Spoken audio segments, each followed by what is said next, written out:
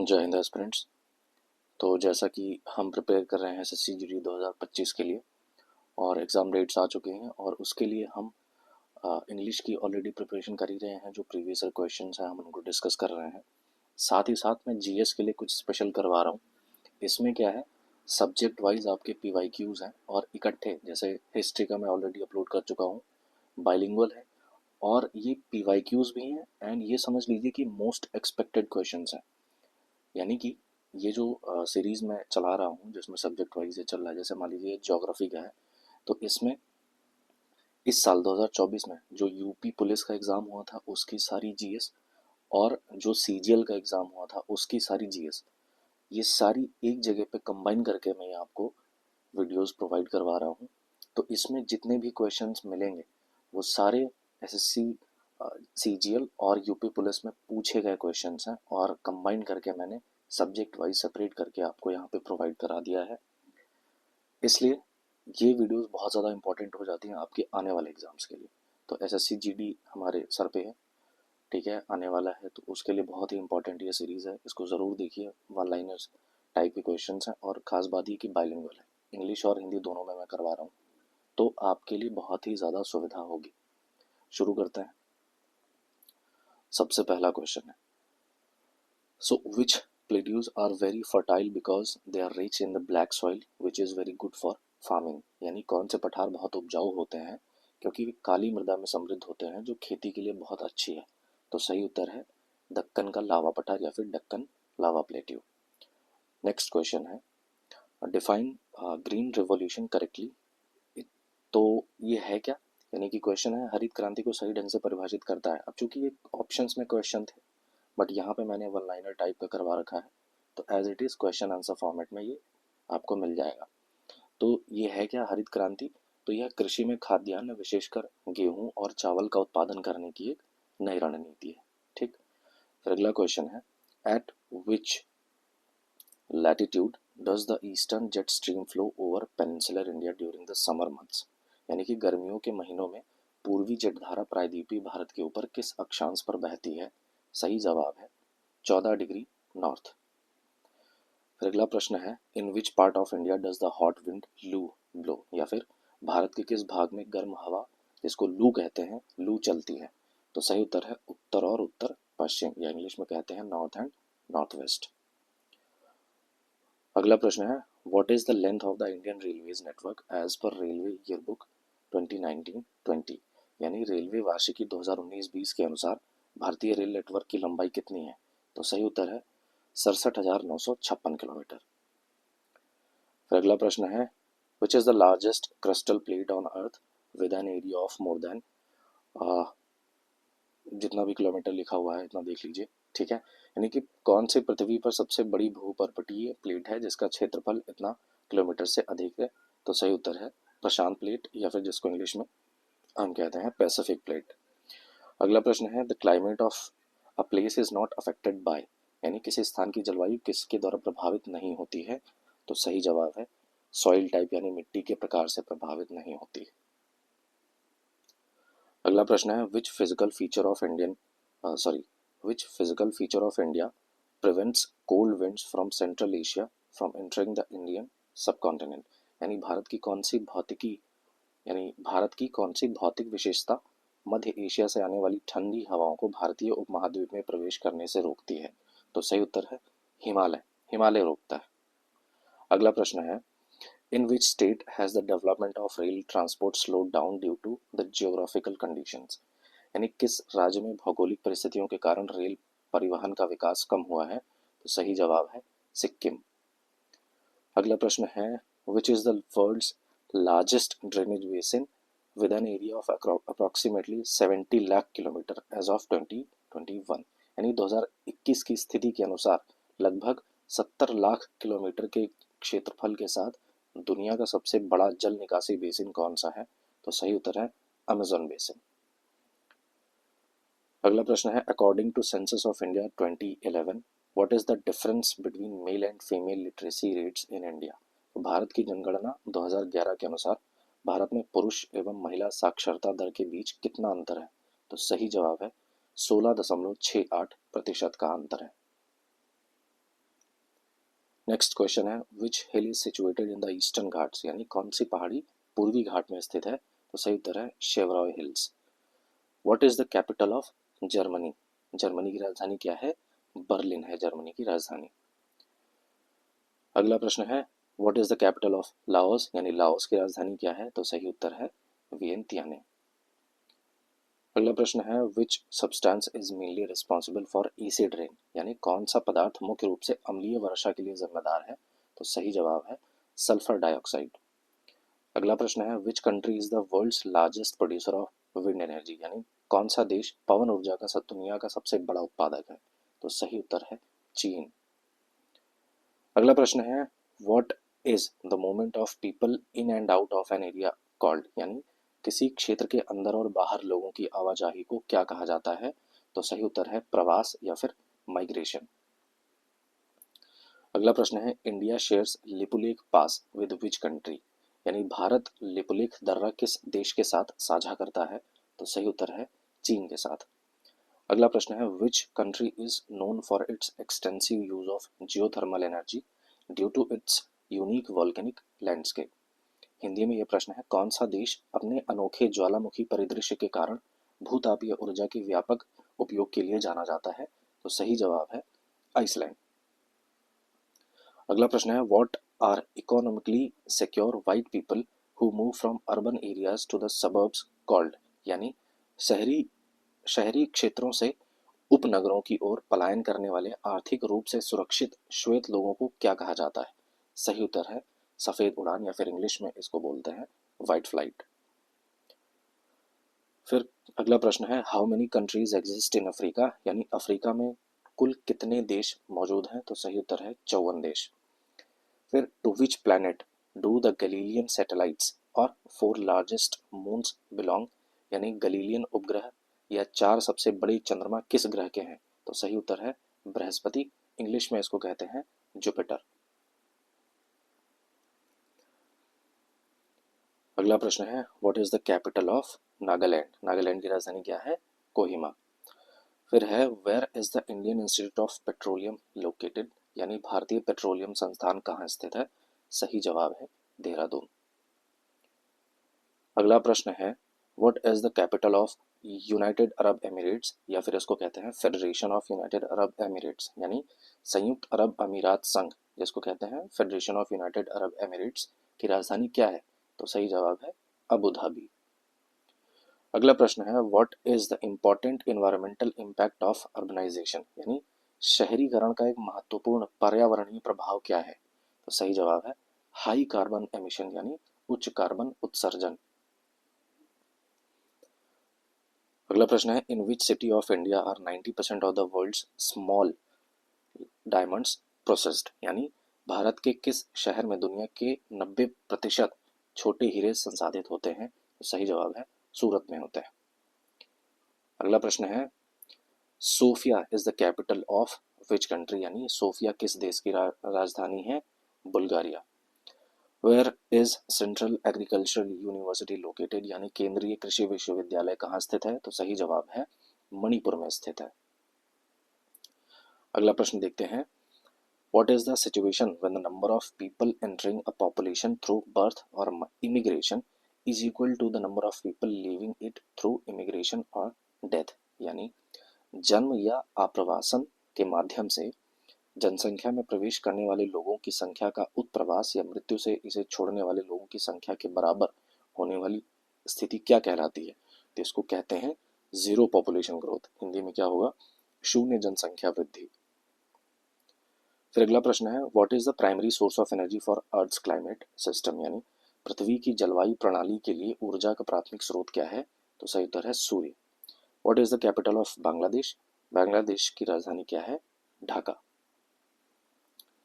फिर अगला प्रश्न है which international agreement focuses on preserving the ozone layer by phasing out the production of several substances responsible for ozone layer depletion, यानी कौन सा अंतरराष्ट्रीय समझौता ओजोन परत के क्षरण के लिए जिम्मेदार अनेक पदार्थों के उत्पादन को चरणबद्ध तरीके से समाप्त करके ओजोन परत का संरक्षण करने पर केंद्रित है, तो सही उत्तर है मॉन्ट्रियल प्रोटोकॉल। ठीक, ओके। नेक्स्ट क्वेश्चन की तरफ देखते हैं। मेगा सिटीज आर दो cities whose population is what, यानी मेगा शहर वे शहर हैं जिनके जनसंख्या कितनी होती है। तो मेगा शहर ऐसे शहरों को कहते हैं जिनकी पॉपुलेशन 10 मिलियन होती है। फिर अगला प्रश्न है, earth's albedo is largely influenced by what, यानी पृथ्वी का एल्बिडो जो है काफी हद तक किससे प्रभावित होता है। तो सही उत्तर है मेघाच्छादन से, यानी क्लाउड कवर से।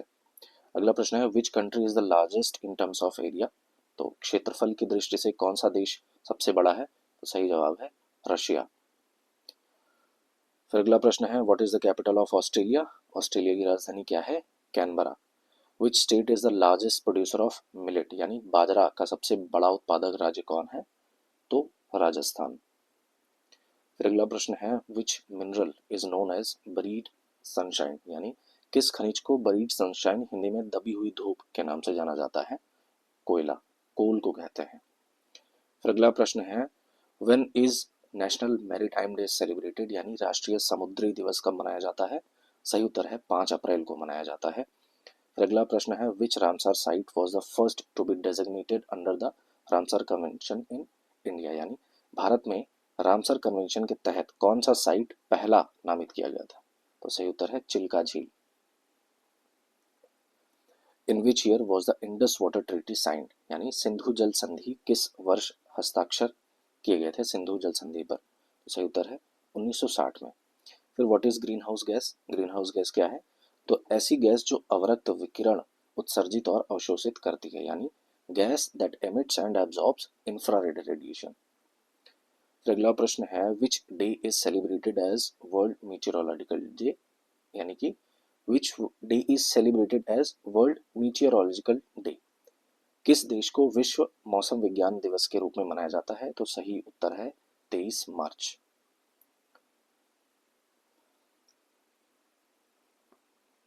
ओके, अगला प्रश्न है, mangrove distribution is mainly in which part of Andaman and Nicobar island, यानी मैंग्रोव वितरण मुख्य रूप से अंडमान और निकोबार द्वीप समूह के किस भाग में है। तो सही उत्तर है उत्तरी भाग में है, तो नॉर्थ अंडमान में स्थित है। अगला प्रश्न है, what does NOAA stand for, यानी NOAA का मतलब क्या है, इसका फुल फॉर्म क्या है। तो इसका फुल फॉर्म है national oceanic and atmospheric administration, यानी राष्ट्रीय समुद्री और वायुमंडलीय संचालन। अगला प्रश्न है, which Indian state is the major producer of tea, कौन सा भारतीय राज्य चाय का प्रमुख उत्पादक राज्य है। तो सही उत्तर है असम। फिर अगला प्रश्न है, which current is different from the Labrador, North Atlantic Drift, Kuroshio and Gulf Stream. तो सही उत्तर है लैब्राडोर। ओके, सो लैब्राडोर इन सब में अलग है। अगला प्रश्न है, which country is known as land of rising sun, यानी किस देश को उगते सूरज की भूमि के नाम से जाना जाता है। सही जवाब है Japan. In which city are the headquarters of the European Union located, European Union का मुख्यालय किस शहर में स्थित है। सही उत्तर है ब्रसेल्स में। What does crop rotation mean, यानी फसलों के चक्रीकरण का क्या अर्थ है। तो उत्पादकता बढ़ाने के लिए दो या दो से अधिक फसलें एक साथ उगाई जाती हैं, इसी को इसी को फसलों का चक्रीकरण कहा जाता है। So in English, to increase productivity, ठीक है, इसका यही यूज है, to increase productivity, and for this 2 or more crops are grown together. Next question is, which country does not share land border with India, यानी कौन सा देश भारत के साथ भूमि साझा नहीं करता है, यानी भूमि सीमा साझा नहीं करता है। तो सही जवाब है मालदीव्स। मालदीव्स के साथ में मैरीटाइम बाउंड्री शेयर करता है भारत, ठीक है। In India which state was the leading producer of spices इन 2020-21, यानी भारत में 2020-21 में कौन सा राज्य मसालों का प्रमुख उत्पादक था। तो सही उत्तर है मध्य प्रदेश। अगला प्रश्न है, what is the capital of Republic of Croatia, यानी क्रोएशिया गणराज्य की राजधानी क्या है। सही जवाब है Zagreb. Which neighbouring country of India is known as land of thunder dragon, यानी भारत के किस पड़ोसी देश को थंडर ड्रैगन की भूमि के नाम से जाना जाता है। सही जवाब है भूटान। अगला प्रश्न है, what type of pollution is accelerated eutrophication, यानी हिंदी में कहते हैं किस प्रकार का प्रदूषण संवर्ध त्वरित यूट्रोफिकेशन है, तो सही उत्तर है वाटर पोल्यूशन या फिर जल प्रदूषण। What is the name of the longest river of what is the name of the longest river of peninsular India? प्रायद्वीपीय, माफ कीजिएगा, ओके, प्रायद्वीपीय भारत की सबसे लंबी नदी का नाम क्या है? सही उत्तर है गोदावरी। अगला प्रश्न है which is the largest forest of India? तो भारत का सबसे बड़ा वन कौन सा है? सही जवाब है सुंदरबंस। फिर अगला प्रश्न है who is the first person to run across Africa? Africa की आर पार दौड़ लगाने वाले पहले व्यक्ति कौन है? तो सही जवाब है रस कुक। अगला प्रश्न है Loktak lake is located in which state of India? And Loktak झील भारत के किस राज्य में स्थित है? सही उत्तर है मणिपुर में। What is the capital of Bhutan? Bhutan की राजधानी क्या है? थिम्पू। अगला प्रश्न है which is the longest river bridge in India? Bharat में सबसे लंबा नदी पुल कौन सा है? भूपेन हजारिका ब्रिज यानी भूपेन हजारिका सेतु। फिर अगला प्रश्न है अंतर्राष्ट्रीय अक्षय ऊर्जा एजेंसी IRENA क्या करती है? तो what does international renewable energy agency do? या फिर इसको एक्चुअली में इट इज सिंगुलर तो यहाँ पे डज होगा, ठीक है। सो व्हाट डज, अच्छा ऑलरेडी डज लगा हुआ है तो यहाँ पे डू ही रहेगा, बिल्कुल सही है। So what does the international renewable energy agency do? तो अक्षय यानी नवीकरण ऊर्जा के उपयोग को बढ़ावा देती है, यानी what does it do? It does promotes, है ना, ये प्रमोट करती है क्या? The use of renewable energy. Okay okay, next question is what is the Bharatmala project related to? तो भारतमाला परियोजना किससे संबंधित है? सही उत्तर है रोडवेज यानी सड़क मार्ग से संबंधित है। अगला प्रश्न है which plateau is situated between the Aravalli and Vindhya regions? तो कौन सा पठार अरावली और विंध्य क्षेत्र के बीच स्थित है? सही उत्तर है मालवा का पठार। फिर अगला क्वेश्चन है where is the national sugar institute NSI located in Uttar Pradesh? तो उत्तर प्रदेश में राष्ट्रीय शर्करा संस्थान कहाँ स्थित है? सही जवाब है कानपुर। अगला प्रश्न है what is the meaning of CPCB यानी CPCB का क्या मतलब है? तो सही उत्तर है सेंट्रल पोल्यूशन कंट्रोल बोर्ड।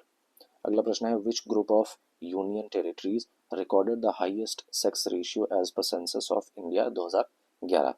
सो भारत की जनगणना 2011 के अनुसार केंद्र शासित प्रदेशों के किस समूह ने उच्चतम लिंगानुपात दर्ज किया? तो सही जवाब है पुडुचेरी, लक्षद्वीप, अंडमान और निकोबार द्वीप समूह।